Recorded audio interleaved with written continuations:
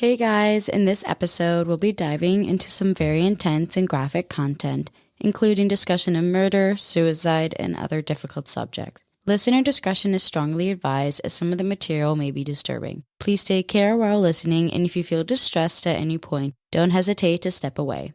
Now, let's get into it. Thank you.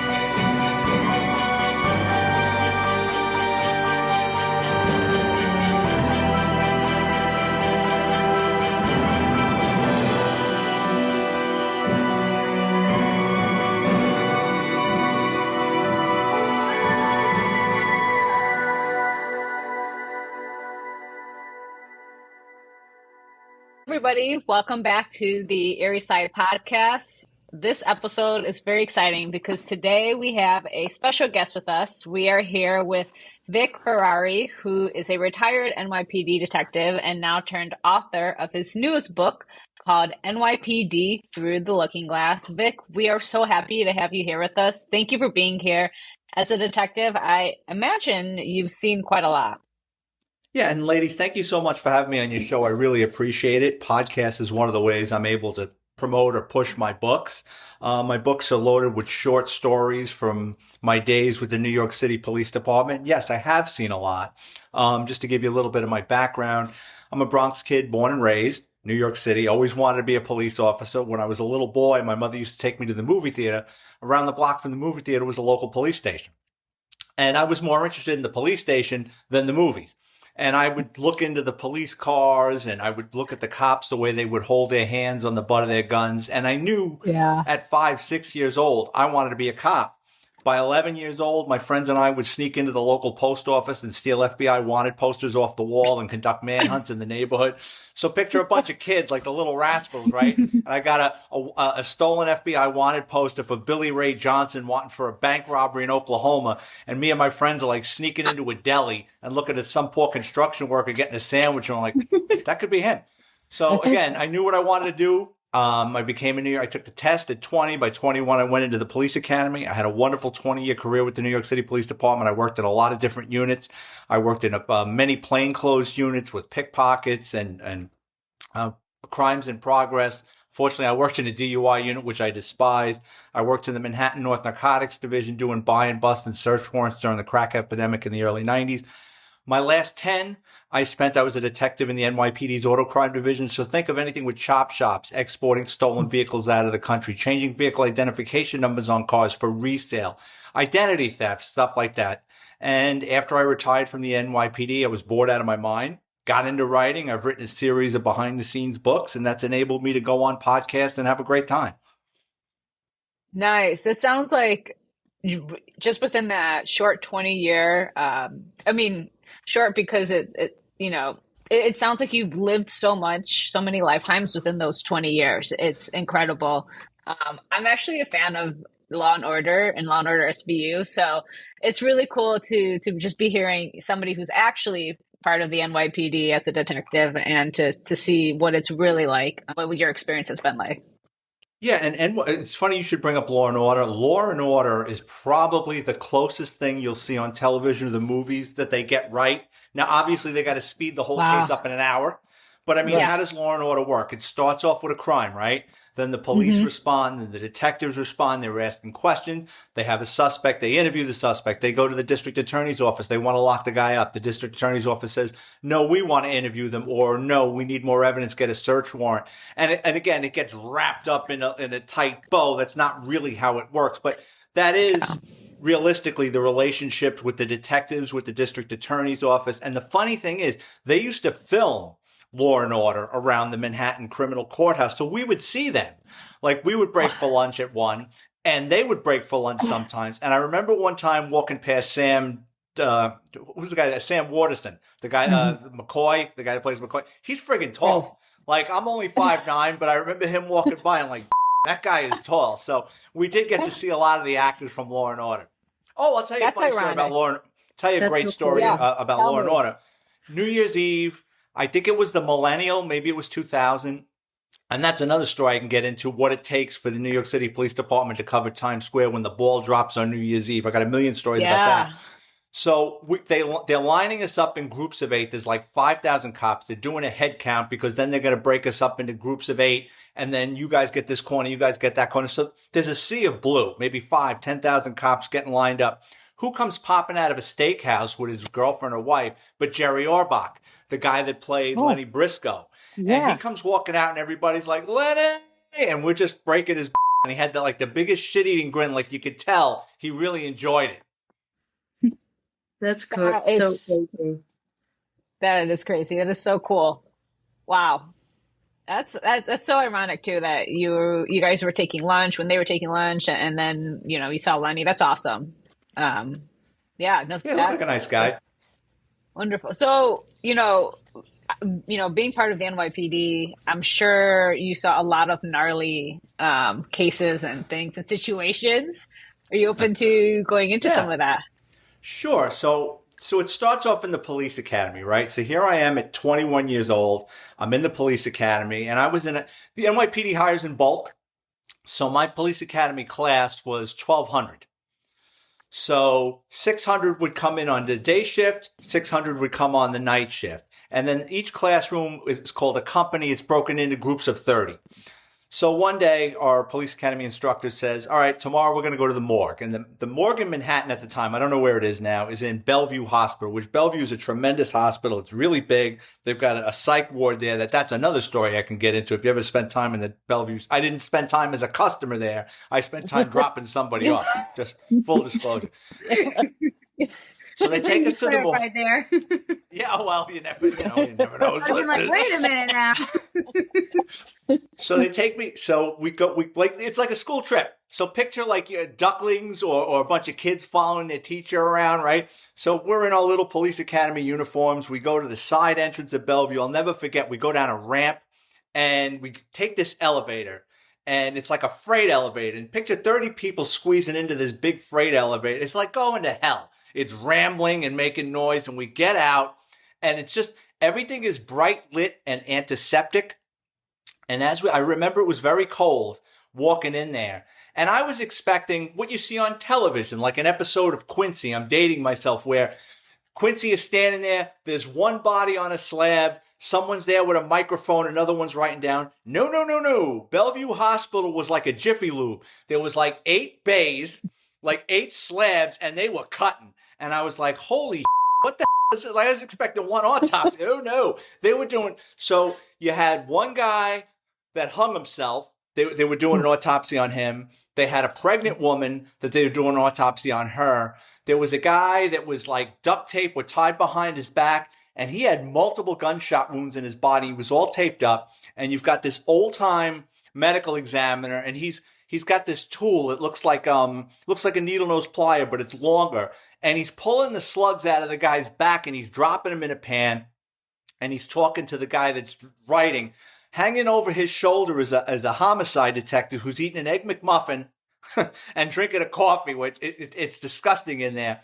And the detective turns to the medical examiner and he goes, how do you think he died? And the medical examiner turns around with a dirty look and goes, suspicious suicide.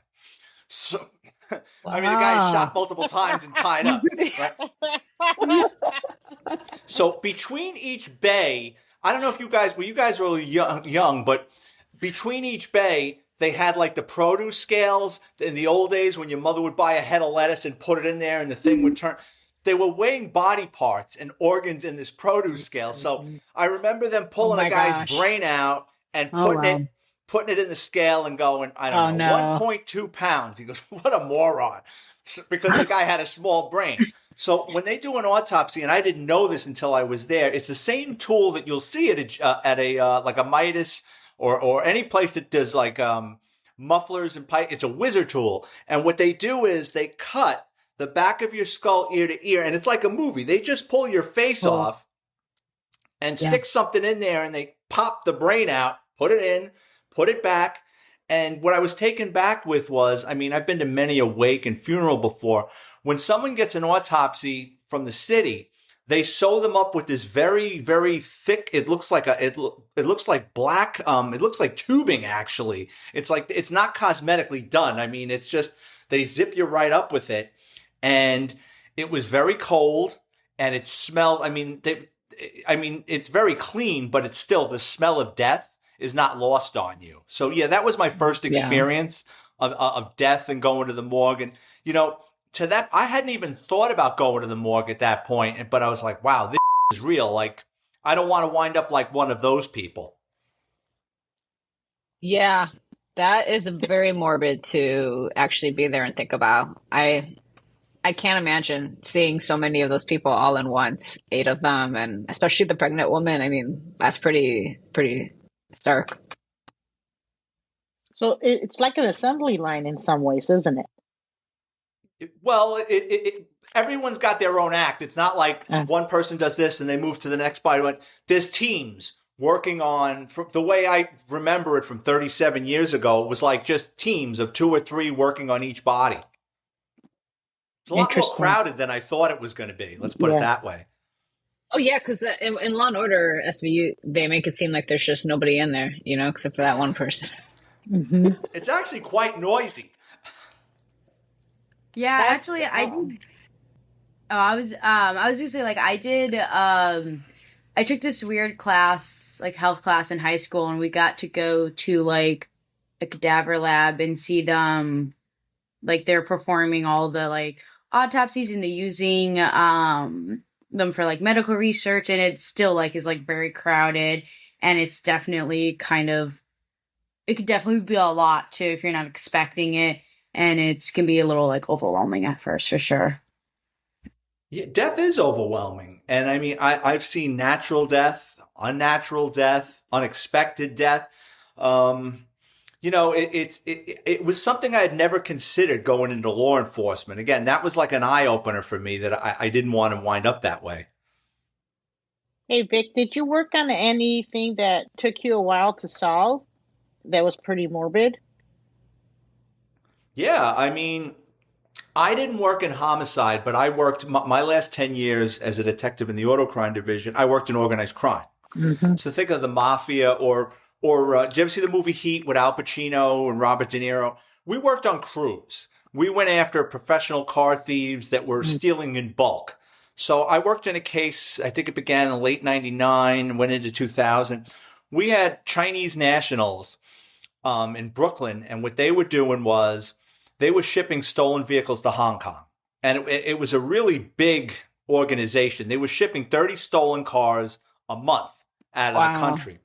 So what it was is you had this Chinese military intelligence guy that came to the United States. He met this Jamaican middleman in the Bronx, and he told him, I want cars. So the Jamaican guy knew all these car thieves in the Bronx, knew just like a bunch of stealing. He knew like 15 guys that knew how to steal cars. So the Chinese guy would pay the Jamaican $5,000 a car. The Jamaican would pay the thieves, depending on who they were and how proficient they were, between $500 and $1,000 a car. So the Jamaican was pocketing between $4,500 and $4,000 per car. So they would steal the cars, cross the 5 boroughs, and then it got so big they were stealing Connecticut, New Jersey. They would park the cars in the street for 24, 48 hours, let them cool off, make sure they don't have a low jack or a GPS tracking device. Then they would bring the cars out to Brooklyn, where they went into a warehouse. Inside the warehouse, you had Chinese nationals, and what they would do is they would put the stolen cars in the shipping container. They would drive them in. They would let the air out of the tires so the car would sit low. Then they would build a wooden frame above it and put another car in. So each shipping container had more than one stolen car in it. From there, the cars would get a trucking company would take the shipping container out to Jersey. Jersey would get put on a train, railed across the United States to Long Beach, California, and then the cars were shipped to Hong Kong. So in this big investigation, the NYPD, we have 40,000 members. So we have Chinese cops that speak all types of Chinese dialect. So we brought in Chinese cops till we went up on wiretaps now. and we were listening in Chinese to what the Chinese guys were doing. Our thieves were mostly black and Spanish, so we had NYPD guys that spoke Spanish listening to the Spanish guys, what they were talking about. And what we quickly realized into this international shipping case was that our thieves were in the murder for hire business. And they're talking about whacking out this guy and whacking out that guy. So now all of a sudden we're like, holy now we're into homicides. Yeah. And when we took that case down, we probably cleared close to 20 homicides. Wow. One guy was responsible for the bulk. This guy, Fausto Gonzalez, he killed I'm guessing he probably killed 15 or 16 people. We closed about 15 homicides on him, but he was convicted of about 5 or 6. Wow, So 15. He was for hire, right? I'm sorry. He was a sociopath. There was a couple of homicides. He just killed people for the sake of it. What these guys would do is they would drive around in Manhattan on motorcycle. And sometimes Fausto would ride on the back. And if they saw a guy on a motorcycle stopped at a light, this whole group would surround the guy. So if you didn't know anybody, you thought they were all together. Fausto would get off the bike and point the gun at the guy and go, get the off the bike. If the guy didn't get off the bike fast enough, he'd kill you. And he killed a Manhattan nightclub owner, which the investigation, they thought because he was a nightclub owner, it had something to do with organized crime in the nightclub. It just was a chance encounter that Fausto wanted this guy's motorcycle and the guy didn't get off fast enough. Yeah. And then he ran him over after he shot him. Oh my God, that's crazy. Overkill. And so, talk about overkill. In that case, there was a murder for hire plot. Again, this is 20 years ago, so I might get some of the facts a little twisted. But there was a guy that went to jail up in Connecticut. He did time. He either lent money to somebody or he got out of jail and he was trying to squeeze a drug organization. And the drug organization was like sending him to collect money and beat people up. This guy wanted to be an equal partner. So what this guy did was he kidnapped one of their couriers and put him in the trunk of his car for a weekend and tortured the guy. And then sent him back and said, you tell those guys I'm not screwing around. I want what's mine. So now these guys are like, he's got to go. So they contacted the guys in the Bronx and like Fausto, Mario Gonzalez, Shorty. There was a bunch of guys. They go up to Connecticut and they agree to kill this guy for $5,000. Not each. $5,000 for like the group. So what they do is they get this guy's routine. The guys that are setting up the hit call the guy and bring him over to their garage where they tell him, yeah, we're going to pay you. Don't worry about it. When he leaves, Fausto and Mario ride up on a motorcycle and Fausto's on the back. When they stop at a light, Fausto goes, hey, you got a light? And when the guy pushed in the cigarette lighter, he leaned in. Talk about overkill. Fausto shot him 11 times. So they take off on the motorcycle, leave the guy for dead. They take the motorcycle and they put it in the back of a U-Haul truck. So while everyone's looking for a motorcycle, the motorcycle's in a U-Haul truck. They take the U-Haul truck down I-95 back to the Bronx. I don't know if they chopped it or whatever they did with it. And then they threw the gun in a river. But we found out about that on the wiretaps. And when we took that case down, the main thief, Mario Lopez, was looking at a lot of time. And he was the wheelman in a lot of these homicides. So basically, we're like, Mario, you're going away for the rest of your life. So, and he chapter and verse laid out a bunch of homicides for us. Well, Now, I'm sorry, but when you were talking about the car thieves and then how they were transporting all the way to California, at that point, does it become a FBI investigation because you passed federal state lines, or no? It's still yours. You can, if you want to take there is a federal charge called interstate transport of stolen vehicles, but we didn't need the FBI at that point. Our case, it was a joint case with the NYPD, Westchester County DA's office. You have to watch the news. Judge Janine Piero. It was actually her office that was running the case. So it was the Westchester County DA's office, the NYPD, and the New York State Police. We really didn't need the FBI for that case. And could you arrest any of the Chinese nationalists? Yeah, we got them all. They all did jail time and then were deported. Oh, okay. Oh, so they did jail time here and then they would get... Okay, would they also face jail time when they got back or no? Oh, No. There is no doubt in my mind that operation was approved back home. Yeah. Did they sell the cars or use the parts? What was the whole thought process? No, they were selling. So the orders were for the first oh God, the first 6 months, they were only taking Audis, silver and black A6s. And we couldn't figure out why. And then later on, we thought they were Oakland Raider fans. And we found out later on that the cars were going to government officials in China. Oh, then that is approved. interesting. Okay. Yeah. Wow. Oh, that's a So twist. that was a big sting that you guys were working on. Wasn't so much of a sting. It was, we were losing all these Audis. They were just, so for Honda Accords or Ford pickup trucks, cars that are stolen all the time, you find them. You find them either chopped up, you find them with parts missing, you make arrests. These cars were just vanishing off the face of the earth. We weren't finding a trace of them, so we knew they were getting shipped. We knew they were leaving the country. Now we didn't think the Chinese. We thought the cars, the Dominican Republic. We always used to say we couldn't believe that the Dominican Republic didn't sink with the amount of metal that we send over there.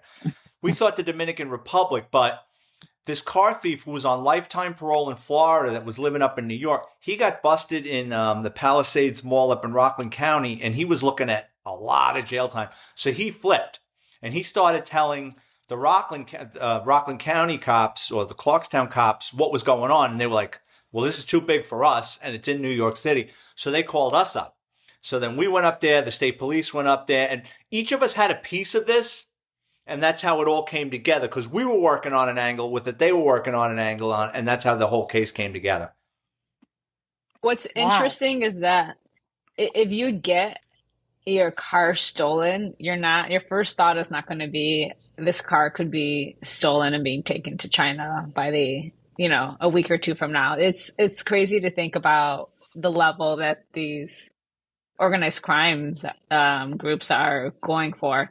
Because I think as an everyday person, I don't know, you can kind of be unaware, not you because you're so familiar with it, but I think for everyone else is just so unaware how much there can all be going on that's connected too, from the carjackings to the murder. It's pretty unreal when you actually recognize it. Every country wants our toys. So Africa exports a ton of stolen stuff, especially cars and property. When you see all this identity theft and the Prince of Nigeria is sending you an email for you to give him $5,000 so he can unlock this. What they're doing is once they get a hold of your credit card or PIN number, they buy merchandise. And then that merchandise is shipped a lot of times. Refrigerators, stoves, that's going back home. It's just kind of crazy to think how organized and how complex something is just like car theft is, and it makes you think like how many different crimes have like such this like intricate and like complicated process of how people like do it or how they I guess commit that crime. And it's just crazy to see just how detailed all these organized crimes are, basically. That makes sense. Well, different people steal cars for different reasons. So let's start with the pains in the that's teenagers and drug addicts. And teenagers and drug addicts are the easiest to catch. Why? Because they'll hold on to a stolen vehicle more than a day. Okay, a professional car thief's going to steal a car. It's going from point A to point B. He might park it somewhere for a day or two. He's not going to go near it to make sure it's clean. Then he's taking it to wherever it's dropped off, and he's not messing around with it. He's not making changes to it. He's not, not even, a lot of times these guys don't even go through it. They just steal it and park it, and that's it. They don't want their fingerprints on it, their DNA, whatever.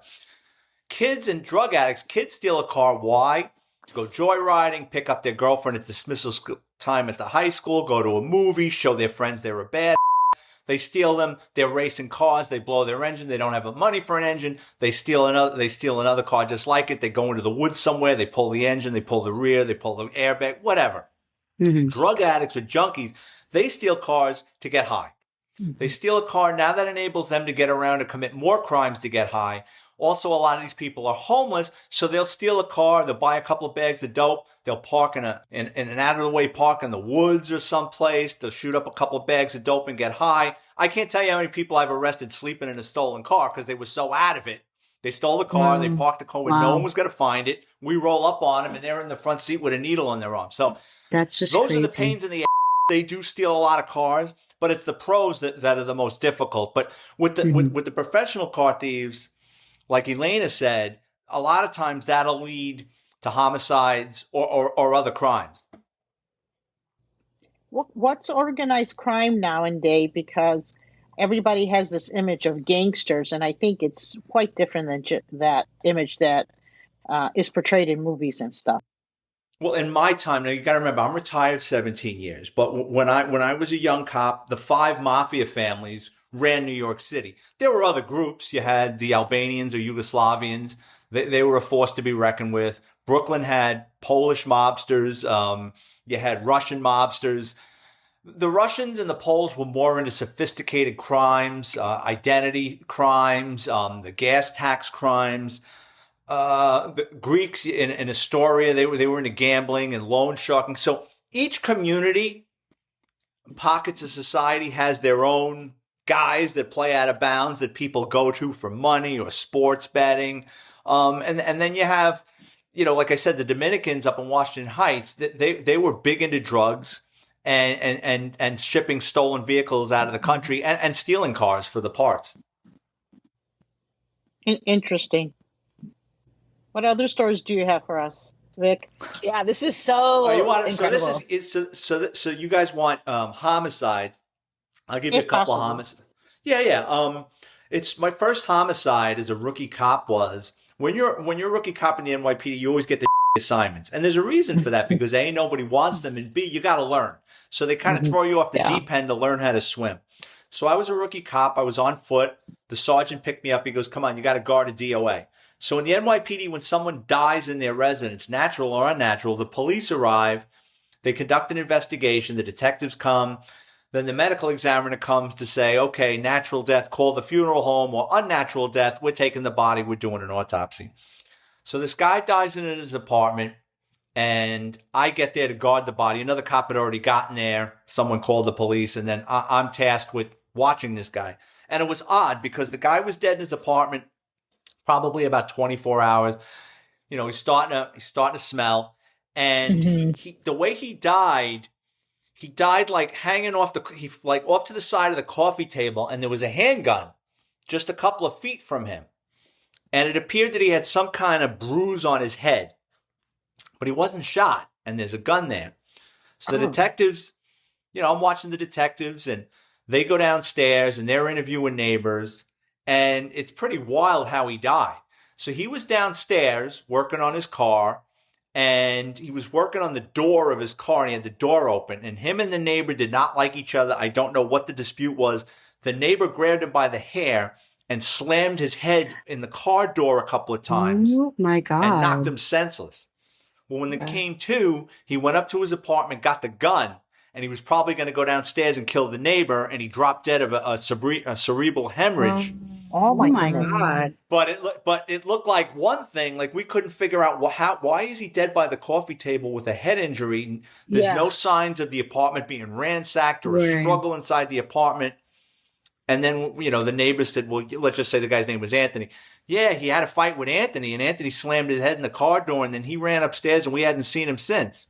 And then Anthony said, "Yeah, I slammed his head in the car door." And the detectives were able to put it together because there was an eyewitness then. There were several witnesses, we're talking 1988 or 1987. Yeah, as I remember it, everybody in the block had saw a fight, but didn't realize that it was a head injury in the apartment that caused the guy's death. So would I'm assuming the guy that slammed the door in his head, he went to jail. It was arrested for. Yeah, I don't think they charged him with murder. I think he was charged with manslaughter or criminally negligent homicide, if memory serves me correctly. It never went to trial because I never got called for court. Although I was a bit player on that, all I was tasked to do was watch a dead body until the medical examiner came and they said, "Yep." And then they call and these guys show up in a van and they put the body in a body bag and take him down to the morgue. Wow, that's crazy. Let me think. Oh, all right. I'll give you another story. So it's probably 1989, a hot summer night. And we used to work. I was in the unit that worked till 2 a.m. So it was late. And we're driving around by City Island in the Bronx, by Shore, off of Pelham Parkway. And there's this little, I think it was a Toyota Corolla. It was small. It was a compact car. Little Toyota Corolla.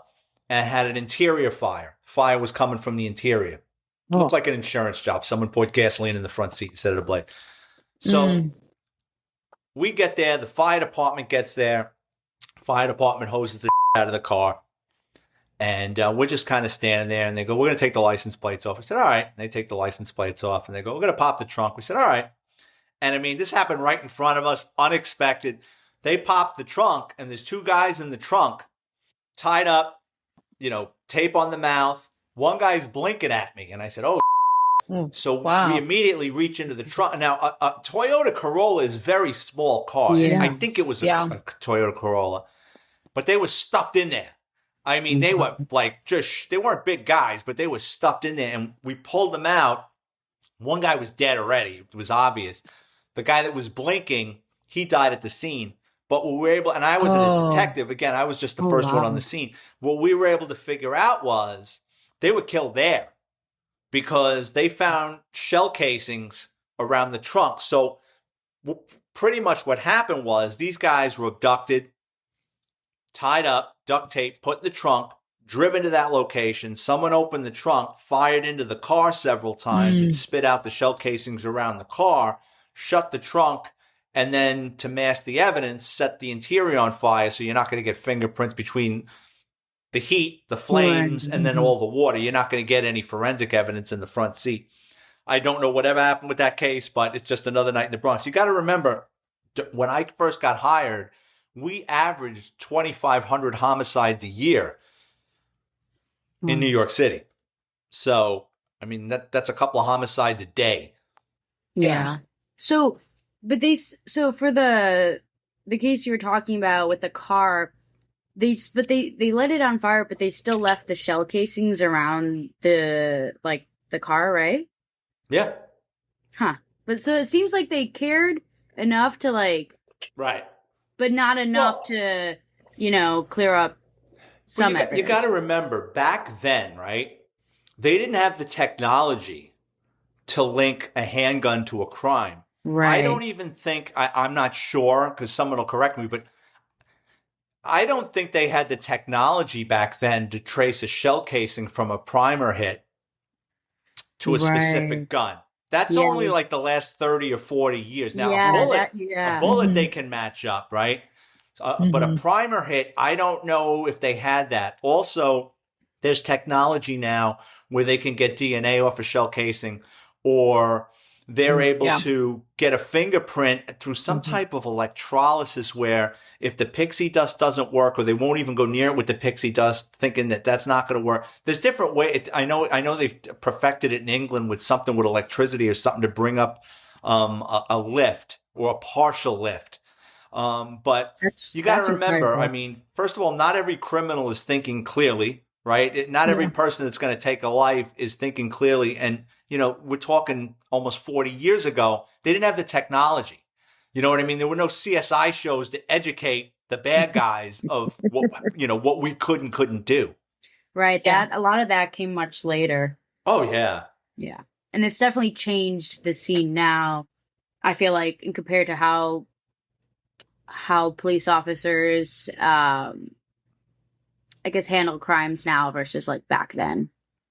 Well, think about it. Everyone's got a cell phone now, right? So you can take photos of evidence. In the old days, we had to find, in the old days, there was a couple of police cars that had a Polaroid camera. I mean, that's how we took photos of evidence, with a friggin' Polaroid camera. So, and then when the digital cameras came out, then they went with the digital cameras. And now I think the NYPD, every cop gets a department cell phone, which they can use to take photos and upload it. But I mean, I think back to my cases were this thick with the amount of papers. Yeah. And nothing was digital. Everything was handwritten or typed. And something like photos was always Polaroids. Now, what do you have in your new book that you just wrote, Vic? What stories are in there? All my books are filled with short stories from my NYPD career, so they're not novels. So for argument's sake, all my books have a chapter, and then there'll be subtopics. So I might have a story. So in one of my books, I have a chapter called Crossing Over to the Dark Side, and that's about cops I knew that went bad, or practical jokes. Wow. There'll be a chapter with a ton of things that guys did to each other, or the opening book of NYPD Law and Disorder, embarrassing moments of embarrassing things that happened to me while I was with the New York City Police Department. But there's dark stories in there. So I know you guys want homicides and gory stuff. So I'll give you 2 quick homicides. So I'm working in a relatively slow precinct, but it's still the Bronx. It's a hot summer night. I think it was like September, October 1994. My partner and I were in the precinct and we're coming out to go. We were on our meal hour. We were about to leave the precinct and a female cop hands me a slip of paper. She goes, these people are yelling in Spanish. Here's the address. She goes, I think it's a cardiac. I said, okay. So we just drive balls to the wall. We figure it's a cardiac. We figure we'll meet EMS there and we'll take somebody out of the apartment. We run up the stairs and I can hear yelling and screaming in an apartment. So we go into the apartment. It's filled with people. It turned out to be family members and neighbors, and everyone's crying and screaming. And I'm just kind of swimming through the apartment. And they had a galley kitchen. And I saw a pair of feet on the floor in the kitchen. So I get into the kitchen, and as I walk in, there's blood on everything, just on the cabinets, on the counter. There's just blood. And you guys know when you get cut, blood is bright red. Mm-hmm. But this blood is brown or rust colored, so it was obvious the oxygen had gotten to it, and it was hours old. Mm-hmm. On the floor is this woman, and her son's on top of him, and he's just screaming, Mom, Mom, Mom. He's yelling in Spanish. Come on, you got to get up. You got to get up. I take this kid up. Me and my partner bring him into the living room. My partner was actually killed a couple of years later, but the guy that I worked with that day. But so we put the guy on the couch and like, calm down. And the apartment's been ransacked, and he went from being hysterical crying the second we started asking him questions, and we weren't putting the screws to him. We were just asking him what happened. He went from crying and hysterical, my mother's dead, to repeating every question I asked him. So I said, when was the last time you saw your mother? When was the last time I saw my mother? About 4 hours ago. So that's weird. You went from yelling and screaming and crying to hysterical. Now every time I ask you a question, and when someone does that, keeps repeating your question, they're buying time. Mm-hmm. Yeah. They're buying time. The answer's just not coming out. Right. It's an equation. They're just trying to figure out how to answer you. So that was suspicious. And as we're talking to him, I'm looking around this ransacked apartment, and it becomes apparent it's been staged. So when a burglar breaks into your house, they're just taking out drawers and they're dumping them. And they're going through stuff, because when a burglar breaks into your house, they're on the clock, right? They just want to get as much. They're not looking to make themselves at home. They just want to go through your, get what's valuable, and out the door. They don't want to get killed in the apartment or get arrested. Right. And what's odd about this apartment is it's ransacked, but whoever dumped the contents put the drawers back in. Who does that? Right. Okay. Then the woman's bag has been dumped upside down, and then plates right next to it, right side up. You would dump it and just toss it. It was dumped, put back. Yeah. And the credit cards were still there. Now, this is before cameras were everywhere. This is 1994. Right. The credit cards would have been out of there. So the detectives come, and they bring him to the station house to question him, because he found her. And I'm tasked with collecting the evidence. Our crime scene unit comes, and they tell you, take this, take that, fill out this, fill out that. So I get back to the precinct late that night, and the woman had 3 brothers that lived across the street. She was a middle-aged woman. She had 3 brothers, and they were upstairs with the detectives, and so was the son. And I says, "What?" I pulled one of the detectives aside. I go, "What's going on? Did he do it?" He goes, "He definitely knows more than he's saying. I don't know why he's holding back." He goes, "I wouldn't call him a suspect just yet, but there's something very odd going on." I said, "Okay." So in the NYPD, when someone dies, especially a homicide, the first cops on the scene, one of them has to go to the morgue the following day to identify the body. So this is in the Bronx. The body's not at Bellevue, obviously. I think they were between morgues at the time. So I had to go to Jacoby Hospital, which is a hospital in the Bronx. I'll never forget this. It's a Sunday afternoon. I go home. I get a couple hours sleep. I go to Jacoby. I'm in uniform. I go up to the desk, and it's a skeleton crew working. There's like some 25-year-old kid. He's the only guy working in the morgue that day. So I walk in. I got my paperwork, and I go, "I'm here to see her." He goes, "Okay." So he goes into this big refrigerated room, comes out with a stretcher. He pulls the sheet off, and there's a black guy with a beard. And I go, "Female, Hispanic?" And I'm not going to say the woman's name. And he goes, oh, sorry. Pulls the sheet back over the guy's head, wheels him back into the room, comes out a couple of seconds later, pulls off the sheet, and is a Spanish guy. I go, what are you, clown? I says, listen, I didn't come here to see every person that got croaked in the Bronx last night. I'm here to see her. I go, you know, I'm going in. So I grab the paperwork and I walk into this big refrigerated room, and it was like something out of a horror movie. It's not the Bronx. Like, again, I think they were between morgues. There weren't like sliding drawers. It was a big refrigerator. You ever go to 7-Eleven and you open the door and you grab a soda, but like you see inside in the back, there's a guy stacking boxes? I was in the back with the guy stacking boxes, right? So there's all these bodies, and when someone dies, the cop that responds is called a toe tag or a 95 tag. It's a piece of oak tag with a hole in it with a piece of string. So I had to tie that around the woman's toe the night before. So I recognize my handwriting. I can tell the sheet's got dried blood on it. I know it's her. I pull it off. I make the identification. I go back to the precinct. So when I'm back at the precinct, all the detectives are celebrating. They're high-fiving each other. So I know they solved the case. I'm like, all right, come on, spill it. What happened? What happened was the night before when they were questioning the guy, he said he wanted to go home. He didn't ask for a lawyer, but he said, I'm really tired. I just want to go home. I'll talk to you guys tomorrow. So they said, oh, fine. You don't want the guy to lawyer up. Once he says, I want a lawyer, you can't talk to him anymore. So they go, okay, go. Mm-hmm. Remember I told you that the woman had 3 brothers. They were very concerned and asking questions. And the detectives told the 3 brothers, listen, your nephew knows something and he's not coming forward with it. You know, we don't know what's going on, but he knows something. Yeah. The next morning, bright and early, like 6-7 o'clock in the morning, the detectives got up. They wanted to pull the guy out of bed so he didn't have a good night's sleep to kind of catch him off guard that maybe he'd say something. When the detective, and thank God one of the detectives, I can't think of his name, Eddie, he's no longer with us. He spoke fluent Spanish. Mm. They went into this building. When they hit the hallway, they heard screaming downstairs. And they didn't run to the screaming. They kind of hung back. And around the staircase were the 3 brothers confronting their nephew. And they're yelling in Spanish, what happened? What happened? And he confessed to his uncles. And the detectives were standing right down the side of the stairs and heard the whole story. Wow. So what it was is the son was a crackhead. He would binge. He would get clean. He would binge. He would get clean. He was in the throes of a binge, and he was robbing everything in the house that wasn't nailed down. The mother had caught him a couple of times. She was over it. She told him, I don't want you in the house no more. You're disrespectful. You're stealing everything. I'm afraid for my life. He just wigs out, grabs a knife, and stabs her 30, 40 times.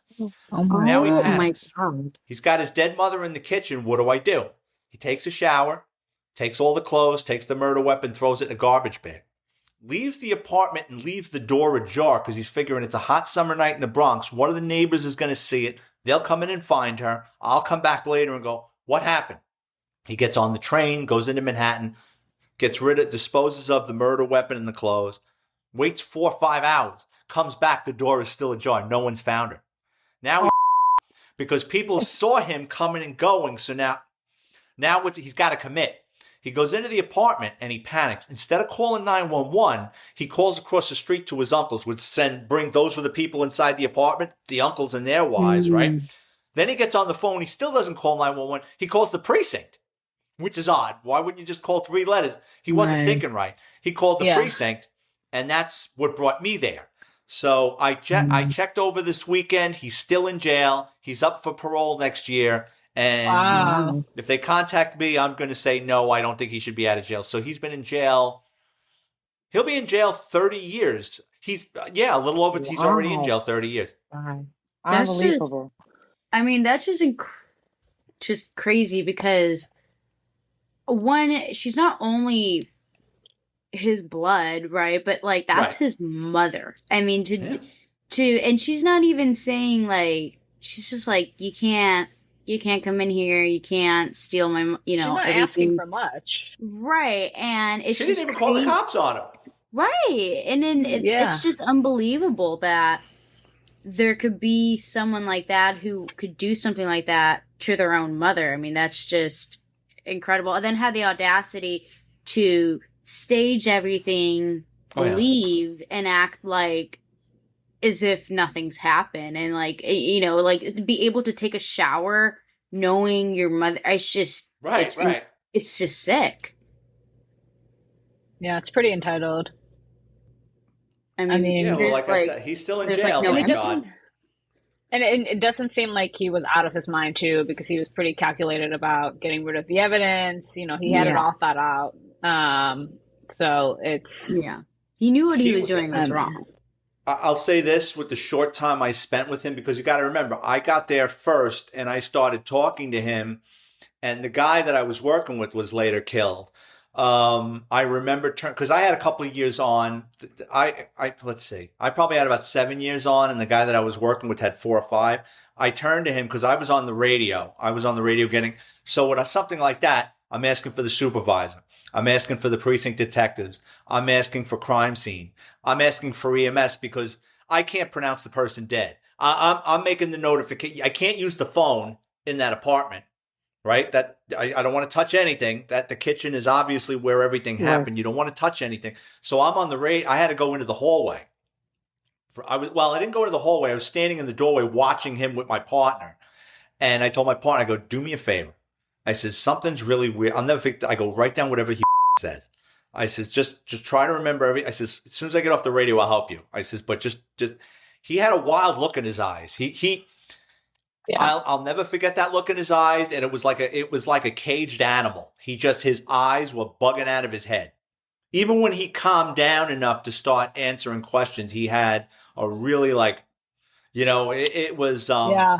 he That's freaky. he knew he was going to be in the fight of his life now. He was he knew he was going down, but he was going to really try to talk his way out of it.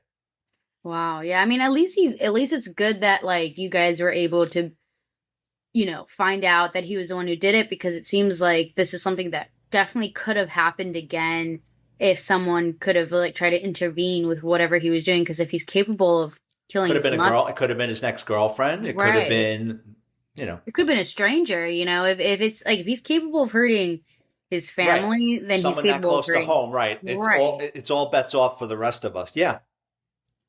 Wow, that's just For sure. unbelievable. All right, so I'll give you. So I know we're up against the clock. I'll give you another one. Same precinct, a year or two earlier. It was a weeknight, September of October. It was pouring rain out. It was raining the whole day, all night. It's probably about 7, 8 o'clock at night, and very slow, because when it rains, rain keeps down crime because people aren't in the streets around. You get your domestics in, because it drives people inside, but rain is a great deterrent for crime. So it's very slow on the radio, maybe 1 or 2 calls the whole night. And the dispatcher comes over the radio and assigns domestic violence, or calls for help or domestic violence, I forget which. And one car picks up the call. And another car, because they're bored, says, Central, I'm going to back that unit. So now 2 cars are going. So I'm at the other end of the precinct, and then the dispatcher comes over and goes, whatever the first primary unit was, she goes, I'm getting multiple calls on this. Now that's something. It's one thing if you call the police, and now your neighbors, now 2 or 3 neighbors are calling. It's something. So we said, we're going too. So now you got at least 3 cars going. So we pull up. I pull up to the front of the location. Well, let's go back before that. The first car gets there and pulls up to the side of the building. And it's garden apartments, 3 stories, 3 or 4 stories. And it's raining out. And these cops are young. Anybody with 5 or 6 years would have never have done this, but they're young. They get out of the car and they hear yelling coming from one of the windows. So instead of going around, they decide they're going to climb the fire escape. So when they climb the fire escape, they look into the window, and the woman's laying on the floor. The guy's standing over her with a carving knife, and he's decapitating her. Oh. So now they start screaming into the radio. Central, he's, this just cursing, and he's got a big knife, and he's cutting her. Like they start yelling and screaming, right? They're trying to break the window to get into the apartment. The guy turns, she's dead. I mean, the guy jumps up and goes, oh, you want some of this? Grabs the knife, charges them, throws open the window, and now he's swinging the knife. And these 2 cops back then We carried Oh 38s. my Now, a God. 9mm is better for a running gun battle, but a Right. 38 is a larger round and does a lot more damage up close and personal. So these Mhm. two guys, like he's swinging at them.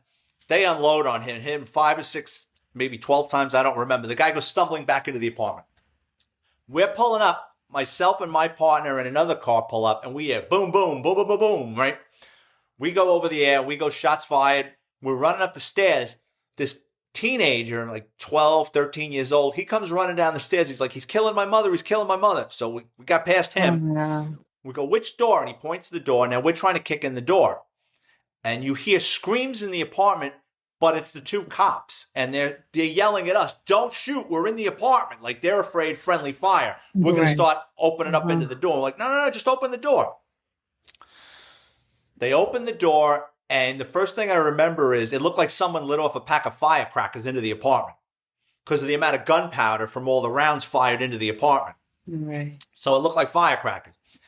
And I immediately just the apartment, this guy was going to and he knew he was going to and first he took a hammer and destroyed everything in the apartment. There were holes in the wall. The toilet Oh was my broken. God. The sink was Oh my broken. God. There was a hole in her head like What that. on Like there was, earth? he just put a hammer through like there was a cracked Jeez. skull with it was bad.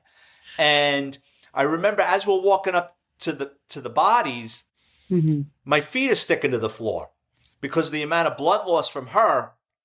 It had just, it decapitated her almost. I mean, the only thing holding her head to her body was her spine.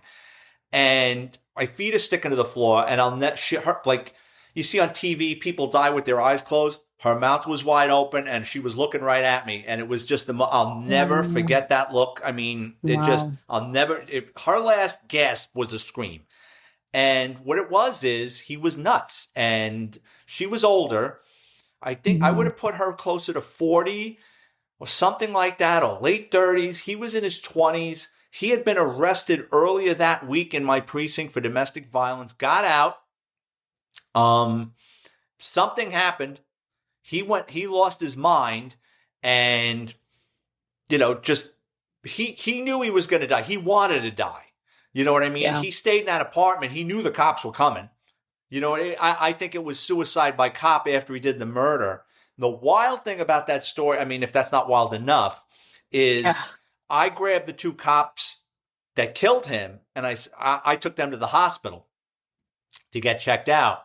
And, we're in the hospital and I'm getting them sodas and, dealing with the doctors and stuff.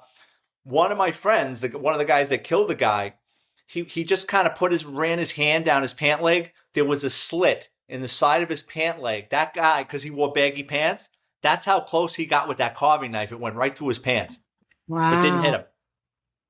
That's So was this individual, was he dating the woman who was murdered? They were living The together. victim? They They were were living boyfriend, together. girlfriend. Mhm. But was he the father of the teenager? I don't think so. I Oh, don't yeah. think so. Do you know what happened to the teenage boy? No. No, that's just devastating. You know what it is in the NYPD? You're just so busy. You're Yeah. just, I mean, in my time, you're answering 30 calls a night. So a lot of times you're not even eating. You're eating in the car. You'll stop in, your partner will grab 2 slices and a soda, and then you're just handling, you're not guaranteed an hour meal. And Yeah. that precinct wasn't even that busy. I mean, and I've worked in the South Bronx, but like the South Bronx, those guys every night, 30, 40 calls. Wow. So you really don't have time to check in on people or find out what the rest of the story. Sometimes it comes to you, or sometimes you really want to find out. And I've done that with different cases where I really want, not homicides, but just something happened with a kid, a runaway or something, like what happened with it. But Yeah. a lot of times you just deal with it once and that's the end of it. And that's really interesting because now I have like a new perspective and understanding of what it's actually like to be a detective, especially an NYPD detective. Well, I didn't realize how busy I was you just a were. street cop. But Oh, you were just a street cop. Okay. Oh yeah. Those the 2 homicides I just told you about, I was just a uniformed cop. The stuff about the Okay. motorcycles and shipping out of the country, I was a detective Detective, working right. on Oh, those okay. homicides. But yeah, no, the other ones, I was just a young cop getting called to something, not knowing exactly what it was, and holy here we are. You know what I mean? It's never what you think it's going to be.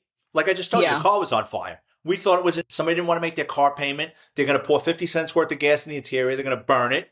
They're going to call their insurance company and go, my car got stolen, and make a claim. You know, we didn't know there were 2 people in the trunk.